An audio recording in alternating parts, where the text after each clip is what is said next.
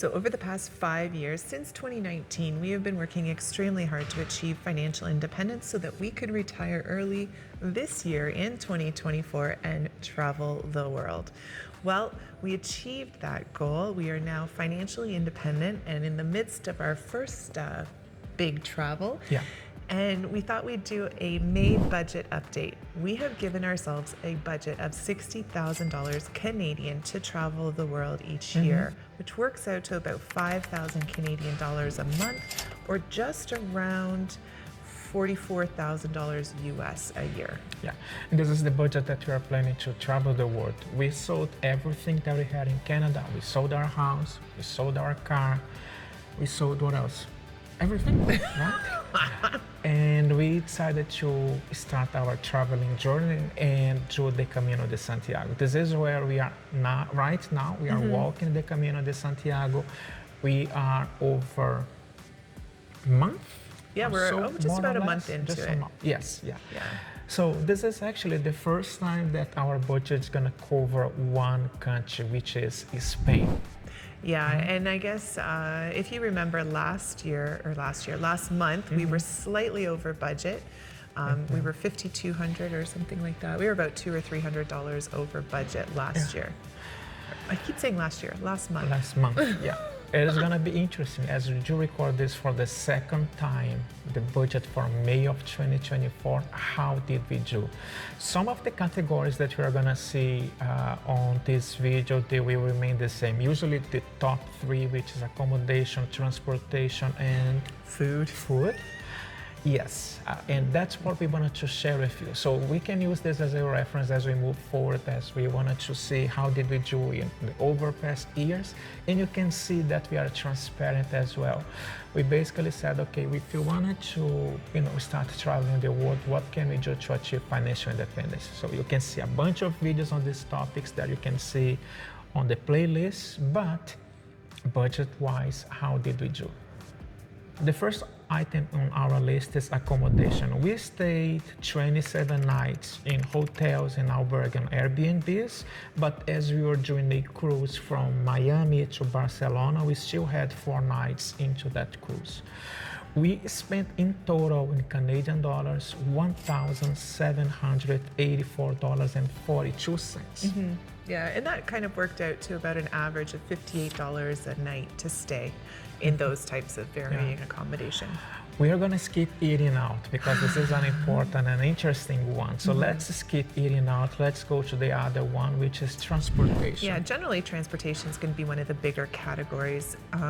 Those 4 days of a cruise fell into this particular category, as well as train rides, bus rides, and a couple of Uber rides in and around Spain here. And that came out to $354.89. Yes. Why is that low? We are basically walking every single day. That's why the cost of transportation is quite low. It's low. Our feet hurt though. Yeah, it does hurt. We are walking around between 10 to 15 kilometers per day. A bit more than that. More than that, right? And I'm not sure what is the conversion to miles, but I believe it's gonna be 11 or 12 miles. I'm not sure, but you can see on the video right now because I did the conversion after recording the video, right? Good. Okay, the next category is groceries. It's pretty low. We spent $90.60 on groceries. This is really going to be a couple of snacks that we bring with us to throw in our backpacks, like nuts and apples, bananas, stuff like that. Yeah. Because let's be honest, there's no other option.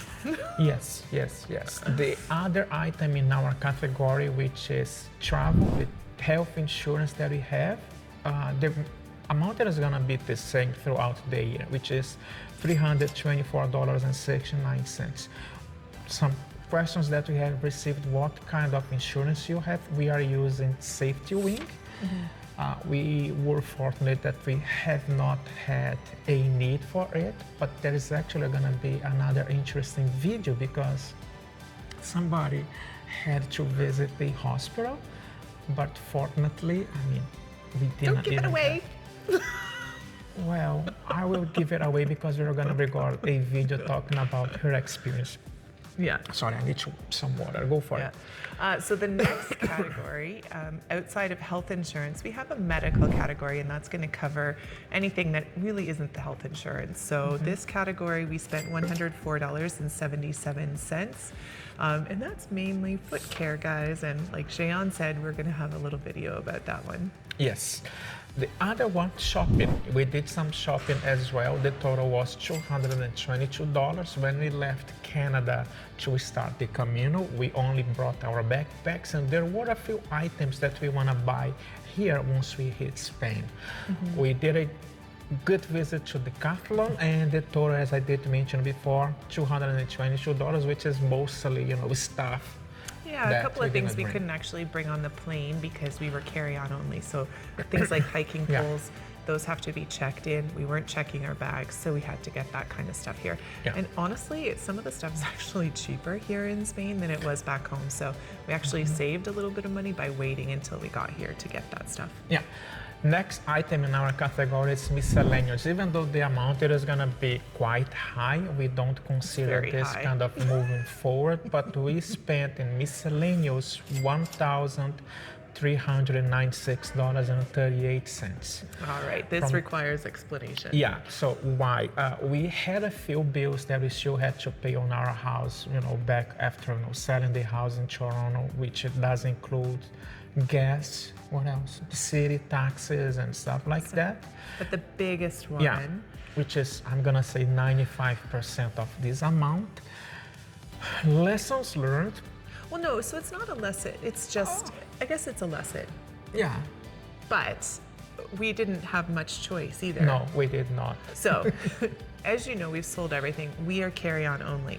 So by the time we got to Spain, we had pretty much our lives with us in our backpacks.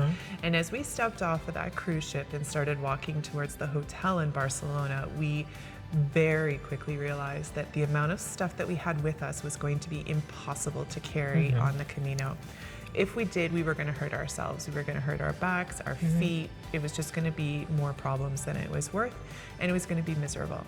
So we made the decision to pare down our luggage to the absolute minimum that we needed for the Camino, and everything other than that was sent forward to Brazil, which is where we're going to be after the Camino. Yeah. That was 10 kilos of stuff. So that's a lot of weight. And a lot of money. And it cost a lot of money. Yeah, as you can see on the miscellaneous, right? Yeah, so this was a completely unexpected cost, but again, we had, either way it was going to be shipped, whether it was going to be shipped from Canada to Brazil or from Spain to Brazil, it had to go because we couldn't carry it with us. Yeah. So it is what it is, and that's but it's why added to the budget. It's added to the budget, and we have our emergency plan for things like this, and I mean, c'est la vie. I would not leave my laptop here and some other stuff that we decided to buy. But there we go, miscellaneous. See how we are transparent, and speaking of transparency, eating out. That is our biggest category. Eating out this past month has cost us $2,667.55. That is for a full month of eating out. Breakfast, lunch, dinner, snacks, drinks, all that kind of stuff falls into this category. And it's a lot. I mean, I think we underestimated how much the food would cost in Spain as well, but we don't really have a choice because there's a few places that we would be able to make our own meal if we chose to. But the food options in these smaller towns or an albergue that has a kitchen are very limited, which means we would have to carry stuff with us, which adds more weight to our packs. And we're new at this, and honestly, our packs are already still heavy enough. We don't need more weight. So it's a lot of money to have spent on food, but it is what it is at this point, and we're gonna try and rein it in a little bit more here in the month of June.